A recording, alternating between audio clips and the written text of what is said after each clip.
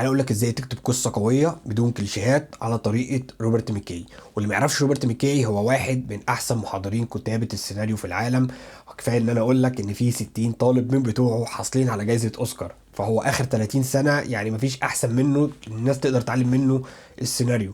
واستوديوهات كامله بتودي الفريق الابداعي بتاعها ان هو يروح يتعلم منه. احنا هنا بنتكلم على واحد يعني في حتة تانية خالص في المجال ده، فاعتقد نصايحه لازم تتاخد على محمل جد لحد كبير. الطريقة اللي هو بيقولك عليها على فرض ان انت عندك قصة وانك انت عندك فكرة وانك انت بتكتبها، بس انت مش عارف تقسمها ازاي او مش عارف ازاي تكتب القصة دي بشكل احسن حاجة ويطلع احسن ما عندك ككاتب، يخليك تخلي قصتك محبوكة كويس، وكمان تكون فيها حاجة منك ومن روحك، لان كل واحد فينا عنده تجربة انسانية مختلفة.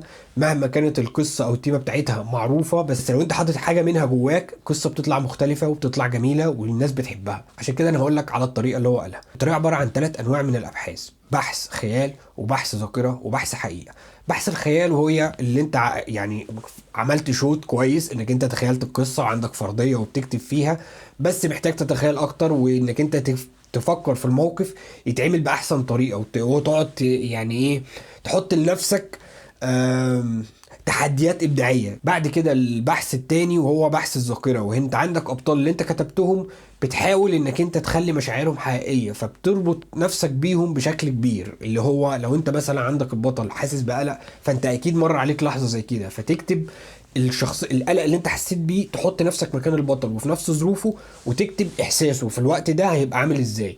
ودي طريقه كتابه هبقى عامل عنها فيديو بعد كده، اسمها الكتابه من الداخل للخارج. في بقى للبحث الثالث وهو بحث الحقيقه. وبحث الحقيقه لو انت بتكتب قصه في مجال معين انت مش عارف معلومات كافيه عنه، زي مثلا علم النفس او الطب الشرعي او ايا كان المجال ايه، او المحاماه، انك انت تجيب كتب وتقرا وتقعد مع ناس وتفهم منهم، وانك انت تقعد تعمل بحث قوي عشان انك انت توصل لاحسن يعني نتيجة ممكنة في القصة.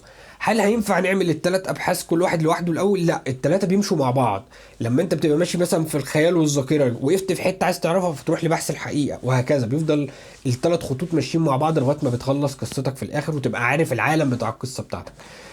طبعا مش عايز اقول لك ان انت ما ينفعش تيجي على نوع على حساب نوع. لو انت مثلا جيت على الخيال قصاد الذاكره مثلا والحقيقه، هتبقى قصه مليانه كليشيهات لانك انت مش حاطط حاجه منك جواها. لو انت يعني اهتميت ببحث الحقيقه وسبت النوعين التانيين، القصه بتاعتك هتطلع كانها دوكيومنتري، وممكن كمان تطول انك انت هتتسحل فيها وتنسى ان انت بتعمل قصه اصلا. فتركز انك انت ال3 يكونوا مع بعض. بس كده. لو انت مهتم بكتابة السيناريو وكتابة المحتوى، اعمل فولو واعمل لايك عشان يجيلك فيديوهات مني كتير بتتكلم على مجال الكتابة الإبداعية بشكل عام. سلام.